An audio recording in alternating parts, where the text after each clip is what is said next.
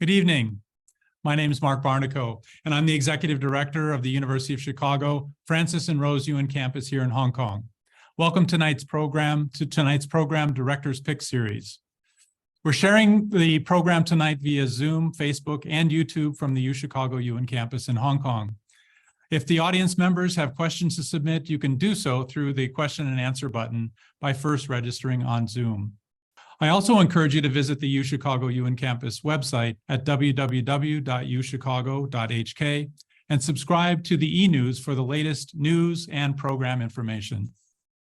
We'll wrap up tonight's program with a poll, so please be sure to stay tuned until the very end. I'm excited to introduce tonight's unique program to you, Billionaire Secrets, Bias in the Luxury Real Estate Market.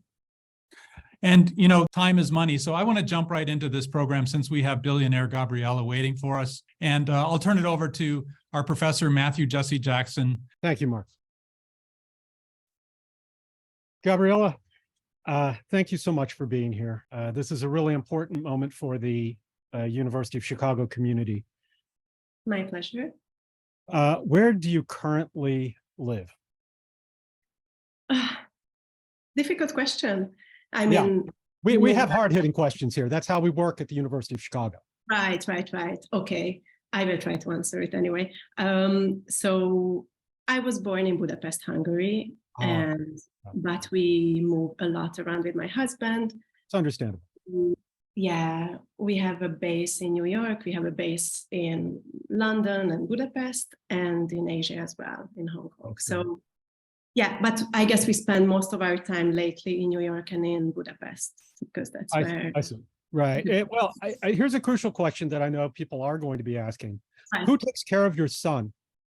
My son. You have a son, and who's taking care of your son? Okay, like right now, for example.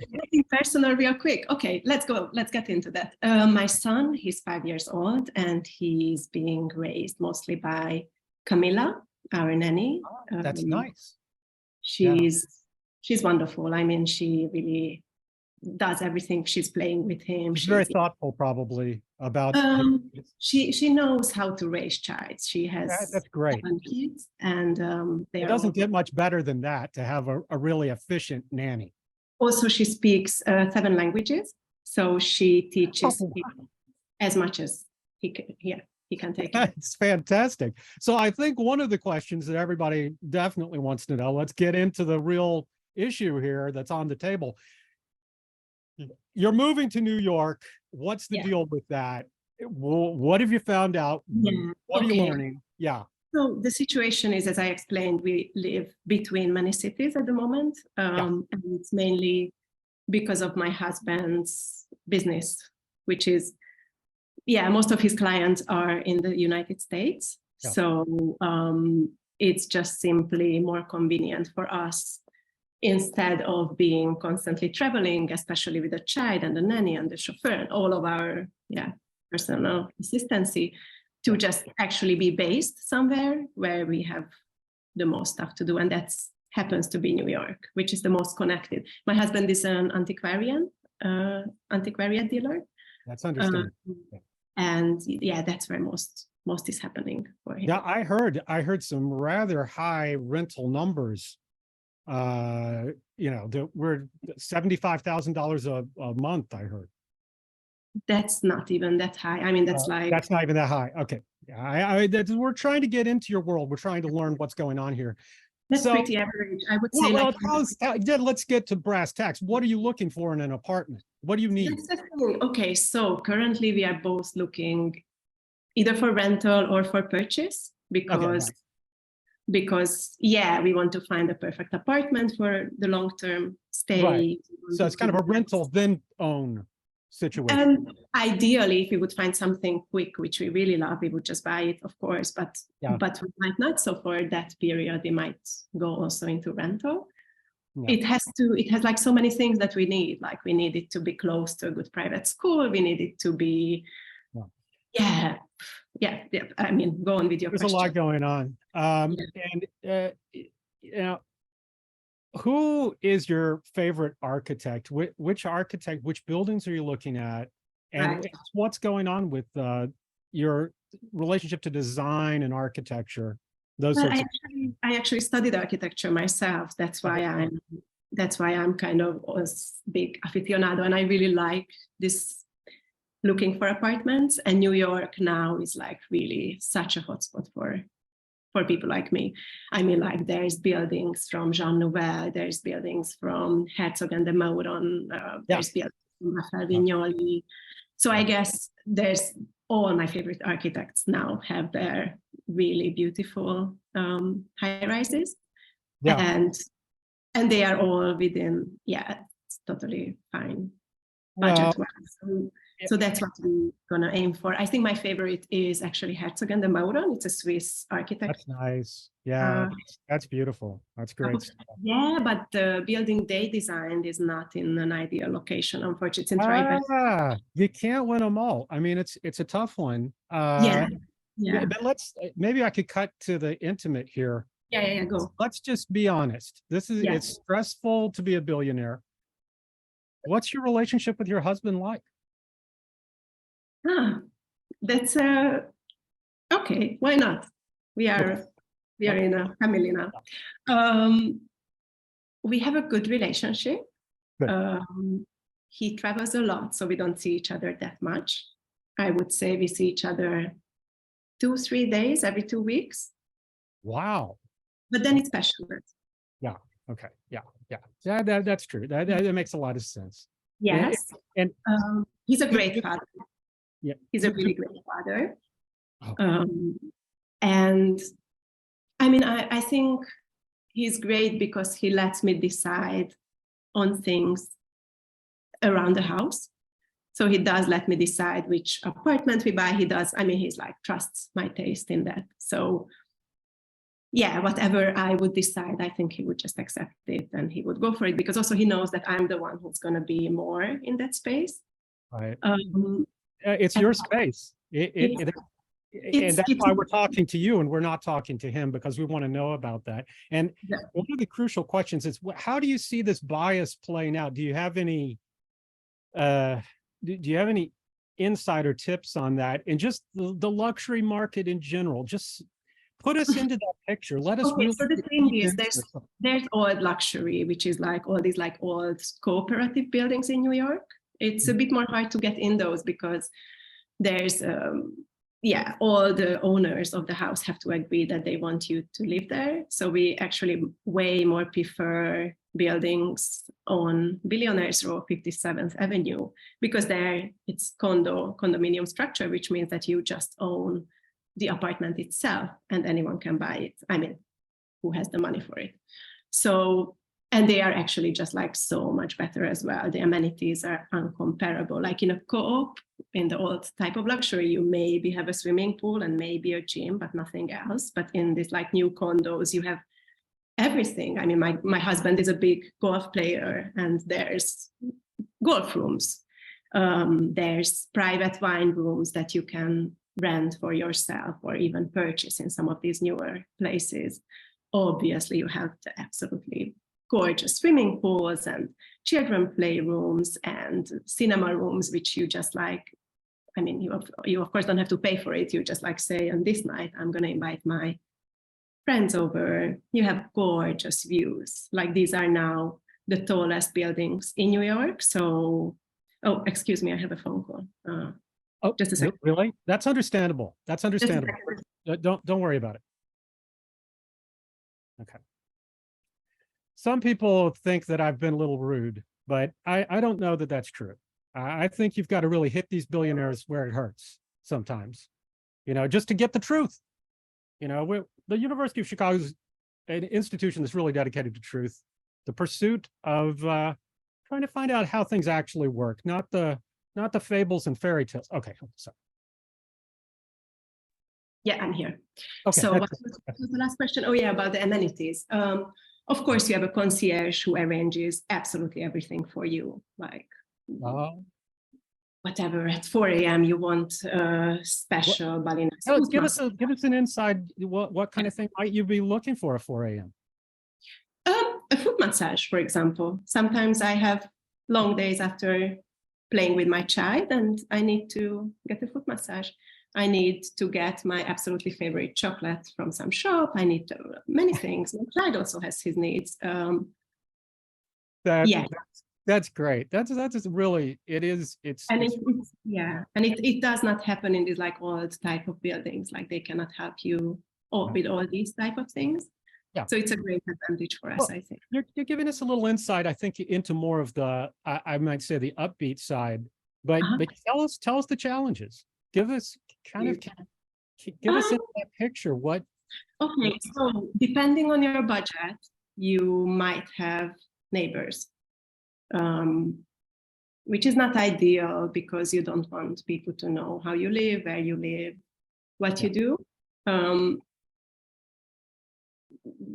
think we are privileged enough to be able to afford a full floor apartment, so we're not going to have to worry about that. But yeah, I think depending on where you want to move, that can be a challenge. Like you have to share this space in front of the elevator. You might meet them sometimes. But actually, real estate agents lately calmed me down about this. They told me that because most people buy these apartments for investment purposes. For us, but you're not in it for an investment. I mean, we are happy if we can sell it for more later, but we are in it for actually moving there. That's really thoughtful on your part. Yeah, to be more interested in the architecture and the situation that you're in. You know, because I mean, I really think that's a great thing to have a billionaire who appreciates where they're living and not just seeing it as some transactional space that they're moving forward to some other place. They're all right. So are you thinking that you might, but you don't think you'll be in New York for good? Possibly not. I mean, let's see. Maybe we have a very good time and then we stay. Maybe our child loves to be there. We will see. You really do need to be on top of that. The center of the universe, you know. Something that I'm personally interested in because I teach the history of art is, do you have an art collection? I'd love to see it. And for example, if you were, you know, I'm not saying, but if you wanted University of Chicago faculty, say art history faculty, to come by your apartment and sort of evaluate, discuss your art, I'm open to that. I'm definitely open to that option. You're welcome. You're welcome with your classes. Oh, really? Yeah. Oh, man. Well, this has certainly turned out to be a rather propitious interview for me. But only for your students. It's it's not a public museum. Okay, I know it might be taxing to be talking to me. Could you tell me what's the difference between talking to a billionaire and talking to someone kind of like me?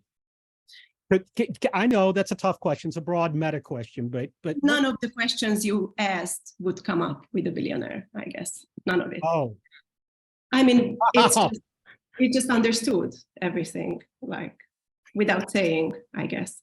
That's it. That's it. So everything is unsaid, and that's why we're having this sort of event, is to get you to say the unsaid. Yeah. That's why I'm here, I guess. I mean, also we support universities, as you well know, with my husband. So would you be considering maybe a donation to the University of Chicago in the future? Oh, we've done a lot before already. Yeah, of course. But you could always do more, some people might say. Yeah, why not? I'm not. If you're on the visit, personally, we did not come up with this as a way to do a public ask. Right. I thought so. But I think my husband is generous enough. Well, is he around? Could he come on and maybe we could have an agreement of some kind right now? He's not here right now, unfortunately. He's in the States. Yeah, he's got better things to do. Yeah. Now, I understood that perhaps you were even willing to share video, or how? Okay, so I wanted to show you, if you can pull it up. My assistant is somewhere around.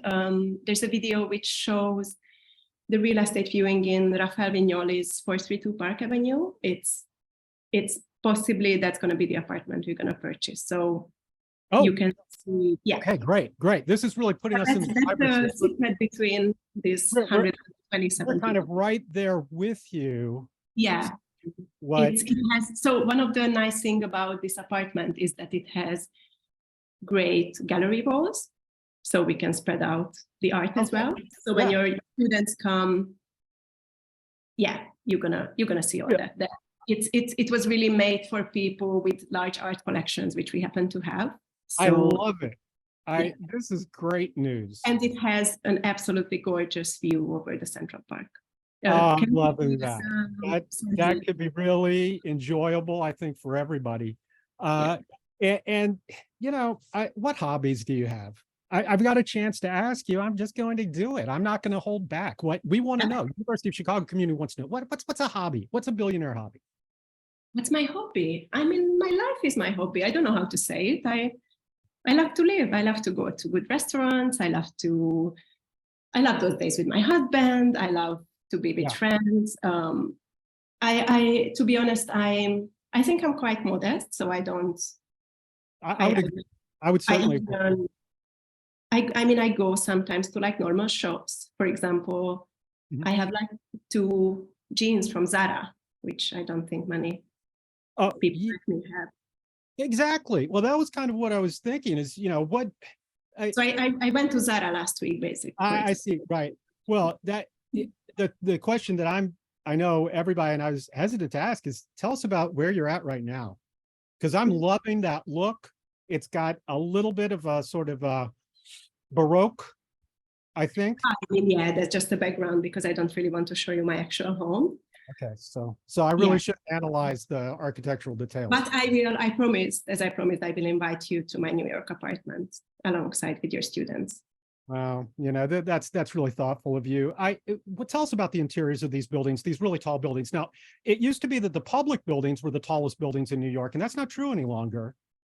Yeah, I mean, like money talks, you know. Now it's really along Billionaire's Row, it's called, which is 57th Street. It's just under Central Park, and that's the street where are the tallest towers of New York. These are the towers that we buy. These are the towers that are for people who really want to live a good life. Exactly. So you think that's so it's better to have people living there than to have people doing grubby business work, you know, or I mean, who wants the city to be symbolized by work? You know, like that's not what you want your life to be about. You want your life to be about your family and beautiful views. It's a nice. I think it's a nice symbol that now the tallest and most symbolic buildings are these ultra luxury real estate, because that says people can get there. I mean, we also started in a different place, but if we could, anyone can get there. You know what I think you've done is you've really made me get a little insight that these are spaces of love. These are spaces where love is really active. It is. And that I really admire that. Yeah. And now I've got a few practical questions, if that's okay. Go ahead. Would you this billionaire love? How far do you think we can push that? Would you pay for our students to come? If I would pay for them? Yeah. I wouldn't mind to pay for them, but I think they would come anyway. Right. I always love to give, you know, you are a giver. You're showing it right now. Yeah, I pay a lot to charities and with my spouse. I mean, if someone is so privileged, I think you have to give back to society. You have to give back. Yeah. You know, and I'm loving the way that you're helping us to get really close. This is an up close and personal day for us. And we don't get those very often at the University of Chicago. You know, we live in a kind of a little bit of a different world. So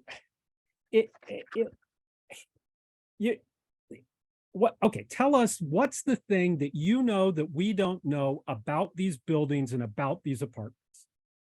What do you know? How they feel like, how they look like. It's beautiful. You have the sunset, you can see from above, you can see everything, how it's going on down there. And it's could I ask you? Yeah. I'm sorry, I don't. And so, in a sense, Mhm. you are looking down on people literally, but you don't do that in sort of in a more figurative way. No. It's just, Yeah. yeah, physically. I mean, you're up there, so You're up kind of up above. Yeah. We have a telescope. Most of these apartments have Oh, telescopes. yeah. So Hey, do you see anything interesting? I mean, just like people walking, you can. I'm a big fashion lover, so I Oh, sometimes just look at people in Central Park how they are dressed. I love that. I love that. It's kind of a rear window, but the window's really high. Yeah, exactly. Yeah, So we can see that, they cannot see us. That's, I think, nice. Yeah, Nice. exactly. Okay. Yeah. You know, Can you please? Yeah. I can't wait anymore. I can't wait any longer. Look, can we see that video? Yeah, my assistant is around. Your assistant? Okay.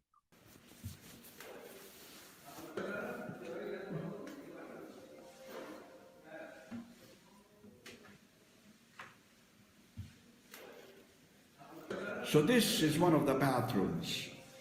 Oh, wow. Who was the interior designer? Deborah Burke. There is no one better in design at the moment. She just really understands materials, beauty, and long-lasting quality. This is a 22-inch single marble piece sink. The marble is Siberian, which is now the best on the market, much more valuable than any Italian marble. The walls there are made from silver gold polished marble, of course also from Siberia.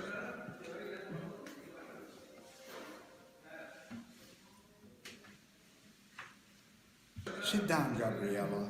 It really is a moment for you, a moment of decision. I can't emphasize enough that this apartment is just unbelievable. You will feel, Gabriella, it is like going on a journey from the sidewalks of 19th century old New York to the sidewalks of Florence and ending up back in New York again in the 21st century.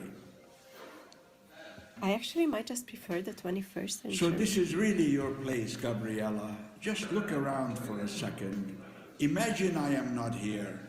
Imagine your daughter running around saying words in Hungarian. Imagine her coloring books and smiling. Imagine she would grow up in this apartment. What a wonderful childhood she would have. Imagine the smell of your favorite food going through the apartment from the kitchen to the dining room. Perhaps a goulash. Your maid would be getting ready with dinner while you're just having one of the finest champagnes in a soaking tub with your husband. Imagine waking up every morning to these views. Gabriella, I really see you living here. You don't have to try to convince me, Edward. I love it here so much. I'm so happy you feel this way, Gabriella. I know how it is. Just tell your husband every morning and every evening that this is really where you want to be. He loves you and he wants you to be happy. I'm sure he will not say no to you if you let him know this is really your first choice. Thank you, Edward.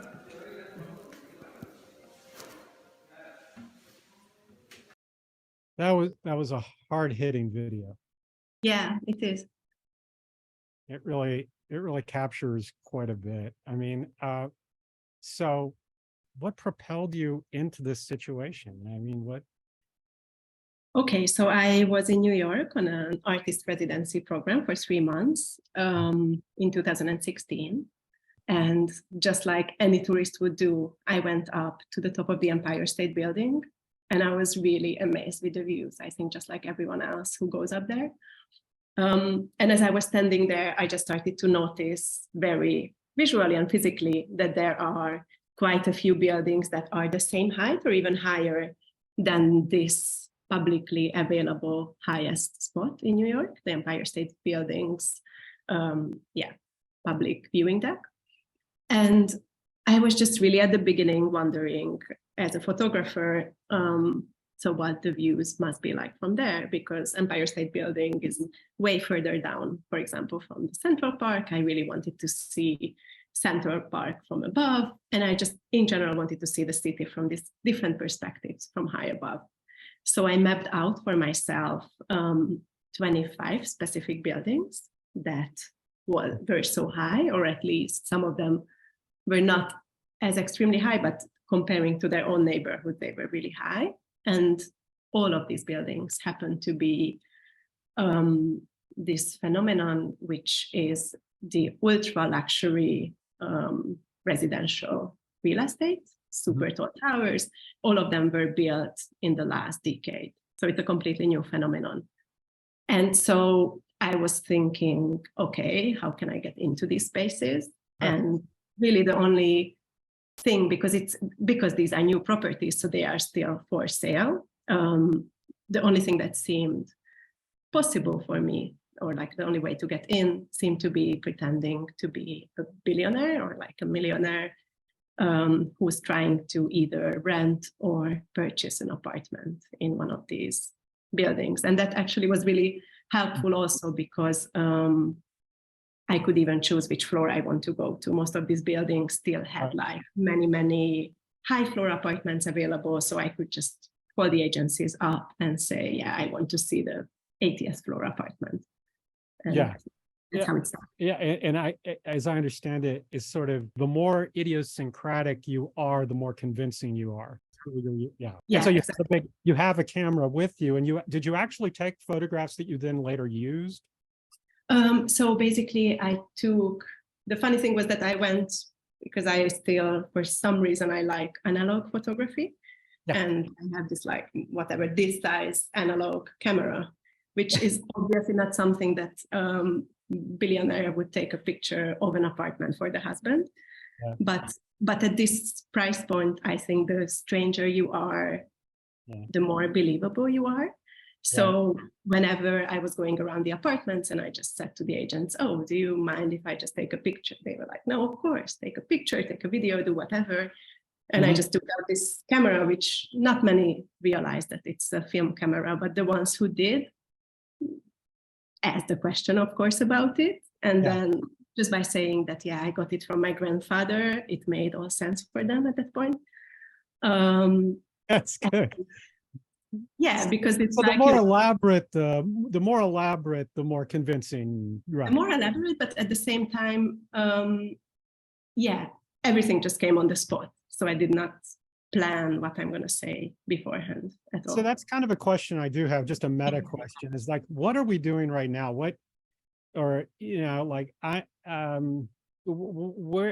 Where does the project end and something else start, or how do you understand the project related to your art? Yeah. Okay. So I actually studied architecture and urban design, but I'm practicing as a visual artist. And for me, really, as the whole thing started with this like naive, let's see the city from these different perspectives, ended up that I stumbled upon such a larger phenomena, which is basically this like ultra luxury real estate. And my biggest observation or takeaway is really how these buildings just don't live in a vacuum, but they really affect the rest of society as well. So yeah, they really are the tallest buildings now. They are the tallest. They are the tallest. Yeah. In New York, the tallest residential tower currently on the planet is in New York. And yeah, within the top 10 tallest buildings of New York, I won't be able to say, but at least like half of it is ultra luxury residential real estate. And so I think it does say a lot about society, how this is what we value the most, or how this is what symbolizes us in the 21st century. Yeah. That's kind of what, I mean, because one of the things we were talking about just in passing is that, we do have a real estate crisis, but it's Yes. not for luxury real estate. It's for Right. people having homes in urban Yeah. areas. It really is. It's a major crisis. And So, yeah, yeah. please. What So do you it's, think about that? I mean, I think one of the most outraging things about these um, properties or these real estates that they occupy such a large space in the most valuable land of the city. But according to official data, 70% of the already sold properties stand empty all the time because they are bought only for investment purposes. Yeah. And so if you count even those ones that are not yet sold, because actually lately they are not selling that much, it's whatever, I don't know that figure, but like whatever 80% of these properties are standing empty. And just in Manhattan, which was my field of research, currently there are 61,000 homeless people around the street. So it's just like this extreme inequality within the same very limited amount of space. I find it very problematic personally, but yeah. And yeah, it poses more problems, like, for example, these buildings, just because of their height, and because they are, for example, next to the Central Park, they cast 1.5 kilometers long shadows at certain times of the year over public parks, over other people's up until then sunny living rooms where actually people live still. They obviously drive up property prices, which pushes up people from where they used to live. And there's this phenomena called zombification of certain areas of the city, which is like this specific area. Tell us more about that. I'm not sure I don't necessarily. So it means that basically there are buildings, there are people, but because in these buildings there are no people living, actually the area kind of operates in a way as a zombie, like it's half alive, half dead. During the night, there's no one there. During the day, some tourists, just because it's kind of around Central Park. But it did kill a lot of businesses because there's no actual people living there. That's so funny. Yeah, because you assume it's always development and leads to more development. That's the assumption. I mean, one of the things, what's striking to me is the transformation, say in the 60s when you had Warhol, celebrities were our icons, the Marilyn Monroes, the Elvises. And what I think you really are touching upon is that the billionaire has really become iconic of our time. Do you have any thoughts about why that is? Or I think it's kind of like it's like aspirational living, or like, because a billionaire, at least I think in the United States, you really have this assumption that money you can make, you can get. There's this meritocratic assumption that anyone can become anything if you work hard enough, which is absolutely not true, but it is part of it. So people, I think, just enjoy looking at these Instagrams and see, oh, maybe one day I could live like that as well, or just for those moments while they're looking at it. Whereas Marilyn Monroe, people with like certain types of talents, I think you can identify less in a way, or like that's such a great point. That is exactly right. Marilyn Monroe is extremely talented, extremely beautiful. Elvis is an incredible performer.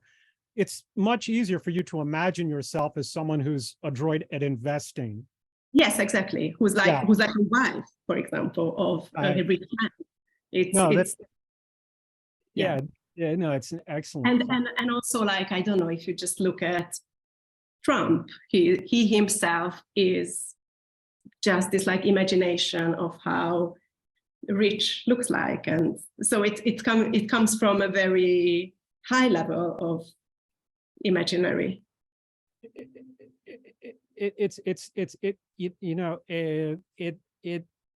one of those things where I've already forgotten that Trump is a billionaire or purported billionaire. It's funny that I've internalized that, but you're absolutely right that part of the attraction is this is a billionaire who's comfortable in a Waffle House. This is a billionaire who's comfortable going, Melania could go to Zara and that would be a reasonable thing to do.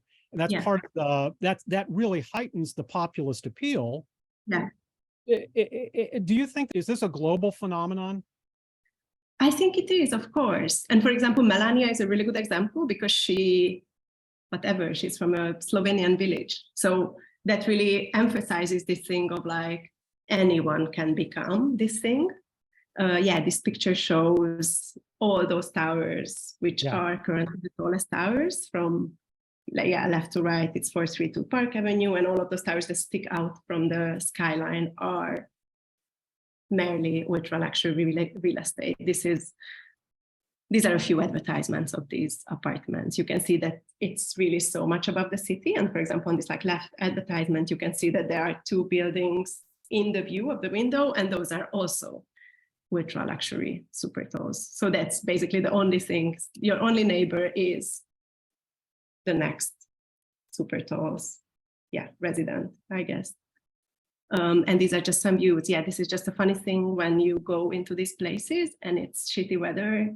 So you're in a cloud. There's no view, nothing. You're just inside the cloud. It's actually quite nice. I enjoyed when it was like that. And my pictures are, so the reason why I enjoyed as well, or it seemed good for me also posterior to use analog camera, because it's just like so contrary to these super high resolution 3D images that they produce when trying to sell these apartments. Always a perfect sunny summer view. And I actually happened to be there in the autumn and in the winter, so it was just not like that. Well, can I ask 2 practical questions? One is, can you talk about the evident sexism that you faced in the process of this project? And beyond that, I assume this is going to make it more challenging for you to do this if you wanted to do this again in the future, or do you imagine yourself doing this, say, in different locales or?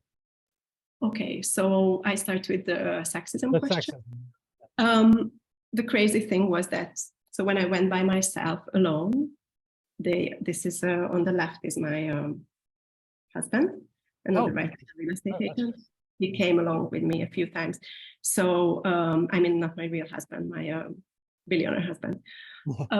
So whenever I went alone to the viewings, which was like 90% of the times, the real estate agents very often asked me to tell my husband certain things. For example, instead of telling me this will be a great investment, they told me, please tell your husband it's a great investment, which felt, I mean, I'm not used to being treated like this.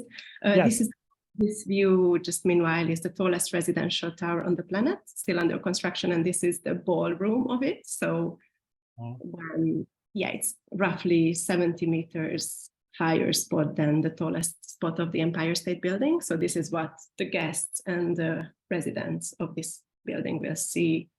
That's the Winter Central Park. So, and then when my husband did come along with me, those like few times, agents always like put him away from me, and they started to kind of whisper with him. He told me later that they were just telling him about, it's a great investment, believe me, the apartment will keep its value. And to me, they were always referring in the kitchen, in the bedroom. They always made some super sexist jokes with me that like, oh, I'm sure you have a lot of clothes. They would never do it to him. But then actually after I looked after like actual data, and I think it's just based on the experience of the agents. So currently 85% of the ultra high net worth individual, which is people with $30 million plus net worth, are male, and 90% of the billionaires are male.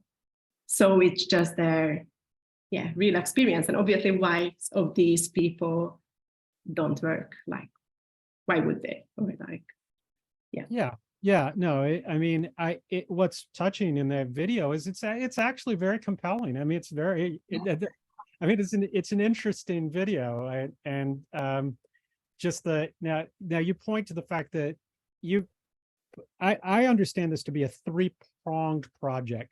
That is, Yeah. you have the photographs, which are sort of the visual, genuinely fascinating visual, either evidence, or I see them really as photographs, as art. They're rather fascinating that way. There's Yeah. also sort of the performance of Billionaire Gabriella. Yeah. And then there's also the research that you've done. What have you learned through the research about, or have you learned anything in particular about, say, questions like money laundering, or whether buying and flipping is the logic? I mean, if 70% of these are empty, I mean, I think, yeah, the United States is still a bit more transparent than, let's say, the UK. So in the 2000s, you could still buy apartments through shell companies in the United States, but very quickly they made new rules and you cannot do that. So now behind every apartment, there's a name, who's actually the owner or the company, which does have to have a name. In the United Kingdom, it's not like that. There it's still a bit more opaque. So there currently are, I think, 90,000 properties which were bought through shell companies, which are owned by another shell company, which are owned by another shell company, etc. So it's kind of like really difficult to find out who the actual owner is. So I think most of this like extreme kleptocracy somehow found home in the UK. But in the US, I think it's more about investment purposes. Yeah. I mean, has this changed radically over the course of, say, the last 50 years or 100 years? It did change radically over the last 15 years, because Really? actually, because actually that's when properties like this started to pop up in a very dramatic measure. So I think it also has to do with like financial crisis of 2008 and 9. Before that, most super rich people obviously had, some of them, all of their wealth in stocks or different things, but not real estate. But after all those crashes, they kind of realized that they need to have at least some part of their wealth in very safe investments, which real estate in New York is. Like, you can lose a few percent of its value or even 20% of it, but most likely it's just going to raise in value. So whenever the stock market crashes, you still have that 100 million apartment at your disposal. So I think that's when they really started to be, that's when it really started to get popular, this form of investment. And that's why there are so many of it. And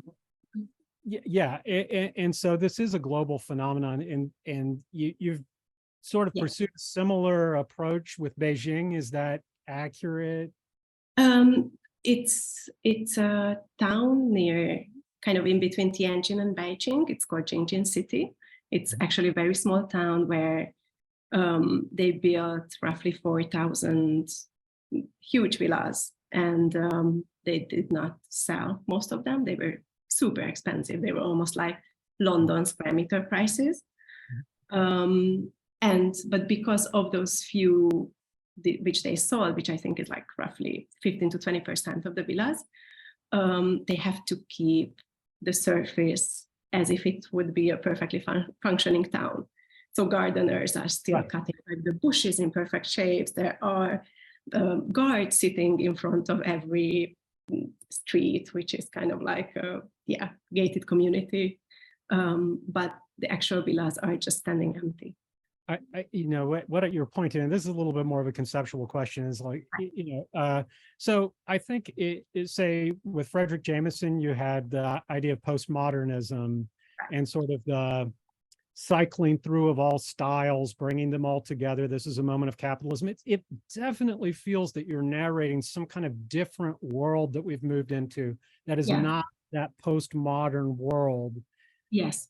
It's not public oriented, it's more private oriented, but a zombie privatization of some kind. Do you have any further thoughts about that sort of conceptual terrain? I mean, because I feel as if you're living in it, you're giving us access to it, but I'm kind of trying to piece together, what does it mean, I mean, I think I'm just like, in the simplest way, I'm just really outraged that how can this exist and how can this happen. Meanwhile, there are so many people struggling, and it's just against humanity, how it works and how. So, for example, there's a data that on average, people of ultra high net worth, people of ultra high net worth own 5 real estate of this sort globally. Okay. Mm-hmm. They don't really rent them, so obviously they are not in for at the same time. It's really just to keep their money safe. Along the way, they obviously produce immense amount of waste. Climate-wise, it's not great to build 800 square meters apartments when they are not even used. So all of these sorts of things, I think, just need a change. Specifically in Manhattan, the real estate lobby is just too powerful and too embedded in the city planning department. So it's kind of like not really changing in any way. And the legislative background, which was last updated in the 60s, really facilitates these buildings to keep on popping up. Can I ask you a more sort of an actually contentious question, I suppose, would be, you're involved in urban design and architecture as your area of endeavor besides art. And what would be a better use of our collective resources from your point of view? Or I don't know if that's the accurate question, but public housing, for example. So, for example, one thing that's also really outraging about these properties that they get millions and millions of dollars of public subsidies, which is just crazy. Like, why would they? But they do. So, for example, those public subsidies should certainly go to different places. But I think also the money that's invested in these buildings should be invested more for the people who are actually in need for housing, for example. I mean, so will Billionaire Gabriella continue to go on? Go on, yes. She was in Dubai 3 months ago. Right. I'm pretty sure in the United States she won't be able to go on, and I think I'm kind of also done with that part of the universe. But the Gulf area is also very interesting. Also because they really are trying to, because the oil they own is running out, so they really are trying to divert their assets into something different that can be a more long-term type of living for them, and real estate is one of that. So I feel really that you are capturing sort of the hybrid nature of where art is today, that it's not really obvious to me that you're making art. It definitely felt as if I was experiencing art, but I couldn't really narrate it. I still honestly can't narrate certain aspects of it. And so I honestly, it feels as if you're involved in it's a critical project in certain ways, but you're also, there's a certain, what I like is the way that you seem to actually enjoy playing the billionaire. I do. I mean, it's a lot of fun.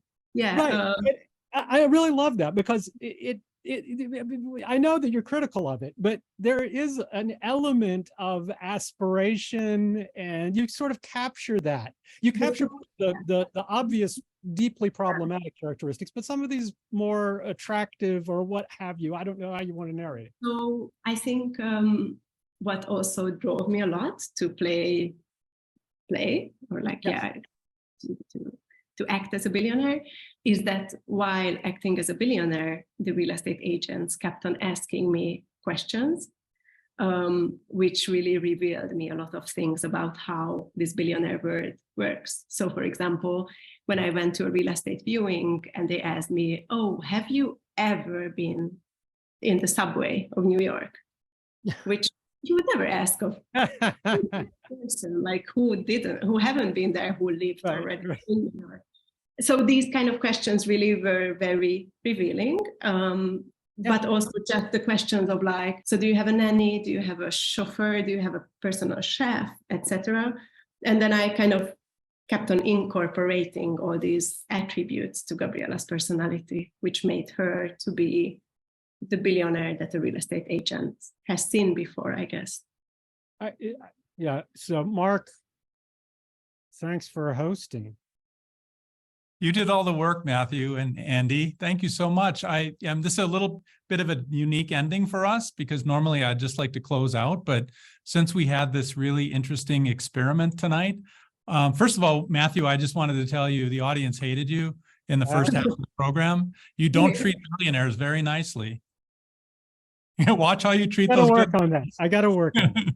I got to get my billionaire game up. But anyway, I think it's a reflection on society and, that certain people are expected to be treated certain ways, I would imagine. And I think you played your role extremely well. Andy, obviously you played Billionaire Gabriella extremely well. I just wanted to hear from you how you thought the program came off. Did it meet your expectations? That's a great question, Andy. Yeah. Go ahead, mine, yes. Andy, you go first. Andy, you go first. Yeah. Yes, I enjoyed it a lot, but yeah, that's all my answer, I think. Clear, yes. I would say just it was deeply uncomfortable. You felt uncomfortable, to be honest. I felt one of the most uncomfortable feelings I've ever had actually in my life. But I bet if you were the actual billionaire, it would be a similar feeling. Yeah. And I think it's interesting that Mark might narrate outrage. Do you generally get outrage, Mark? I've never had outrage on any of our programs in Hong Kong. So there we have it. So I think that says it all. I think that says it all. But also, I'm really surprised at how you both carried it off for as long as you did. I think it went on for about 20 minutes or so. Yeah, we spent it for 5 minutes. That was impressive. Congratulations. I thought you'd get through maybe 7 to 10 minutes, not 20. Well, Gabriella, she's a billionaire. You really wanted, what's interesting is at a certain point, I believed it. And she is believable. Yeah. You're very believable. Yeah. Right, yeah. exactly. She's had some practice at it. Yeah, I do have a couple other questions for you. Just like stepping way back, we talked a little bit about these things, but I'll start with Andy. How do you feel about the absurdity of this luxury real estate market? I mean, one of the things that I think a lot about is how do we change people's ways of living and the way they think about living, to living small and to living humbly and to living modestly? How did we get to this McMansion and these amazing high rises where people don't ever seem to touch the ground? Like, what do you make of this phenomenon? I mean, in a way, I don't blame the buyers of this. I blame the system that allows this, because once you have whatever billions of dollars, which already I think is a problem, that some people have debt and some people have nothing. Of course, you want to put that money somewhere. So I don't think it's their blame, really. I think it's more the legislative background that facilitates these buildings to come up, the background that allows people not to be taxed more, or all of that, those sorts of things. But once those things don't work, I think it's just a symptom of how society is currently. Matthew, I'll give you a crack at the same question. Can art change this? I don't think art can do, in general, I don't think art does very much, except it does strange, different things. And you never know when a strange, different thing might mutate into something that is meaningful or significant or impactful, as they say these days. I do think one of the things that Andy really brought up for me is my effective relationship to the billionaire as an ideal. I do think the fact that Jack Dorsey, Elon Musk, they're all men, the Gates, the Zuckerbergs, one of the really crucial components is all of these people are imagined as having not started rich. It's really important that, and that's why I think there is an almost saintly narrative that the saints of our time are the billionaires, because they do kind of embody this almost religion of aspiration. And Yes. these buildings are our temples of that aspiration. Yeah. And I really get the sense of that. Yeah. So in a way, for the average person, you know, and I like to talk a lot about how I feel like people worship the rich these days. This is also aspirational for them. They feel like it maybe Yeah. there's a moment when they can rise up and, you know, be successful like them. So they see them as somebody they can aspire to be like. Role model. Absolutely. Yeah. I mean, Andi, I think, do you think people see the buildings? How do you think people see those buildings? I mean, I think, what after all of this, what do you think what is your conclusion of how are they understood? honestly, I think the buildings themselves, 90% of New Yorkers hate. They just like really change the skyline quite dramatically and to the worst. So I think that's not the aspiration part of it. It's more to imagine to live in them, which is not the view of the building itself.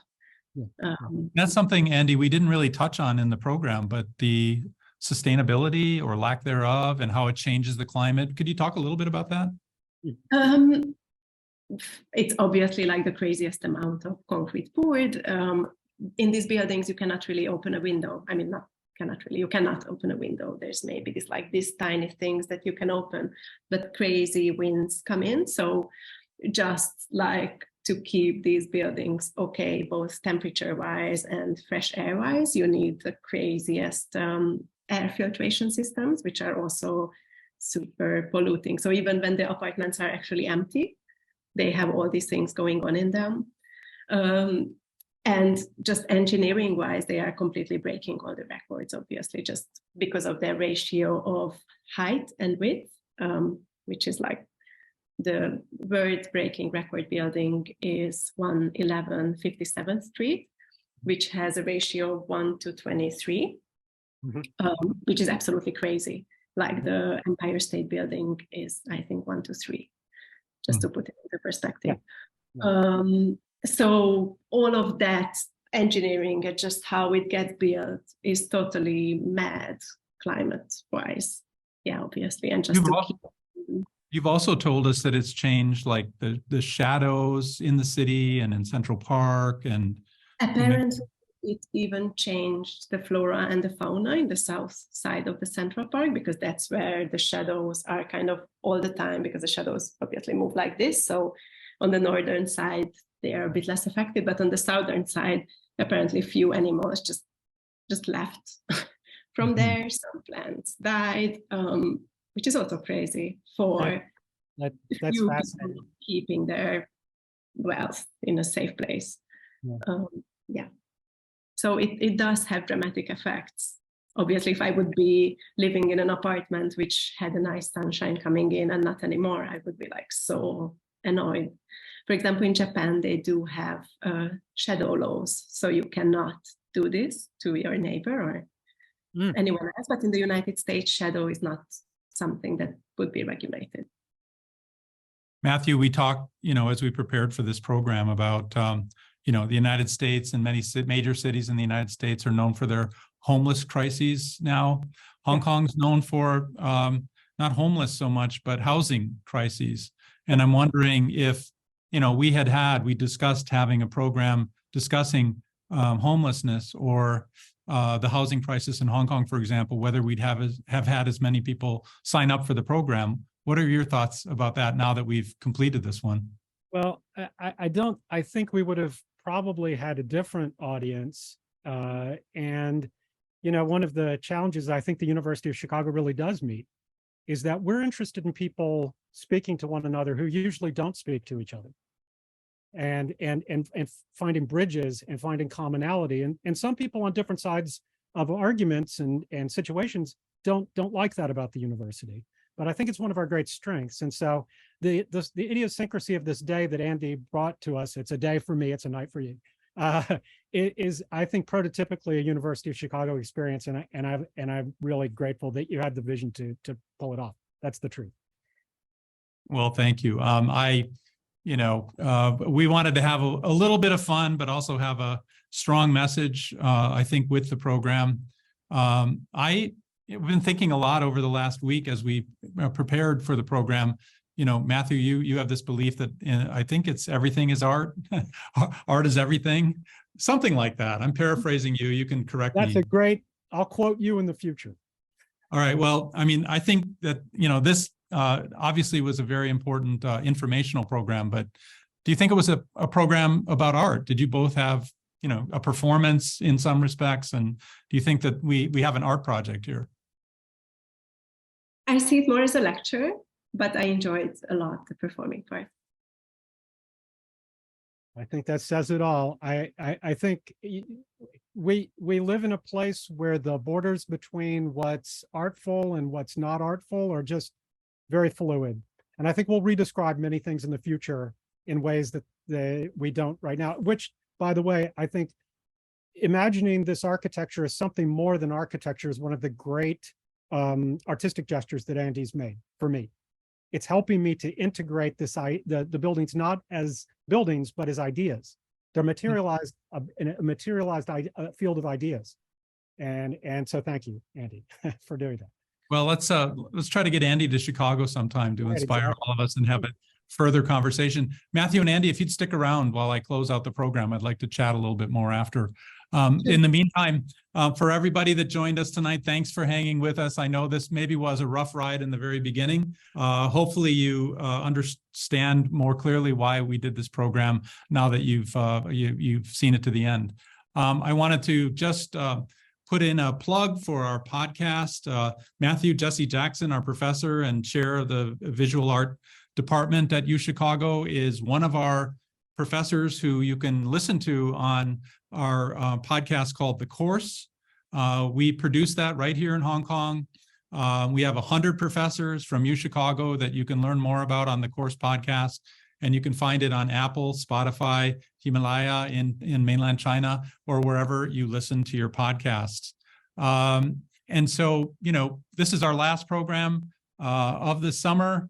We're planning on doing a lot of other interesting and creative things in the fall, and it's our new academic year coming up. So we hope you'll join us in September. I want to thank everybody for joining us tonight, and have a great night.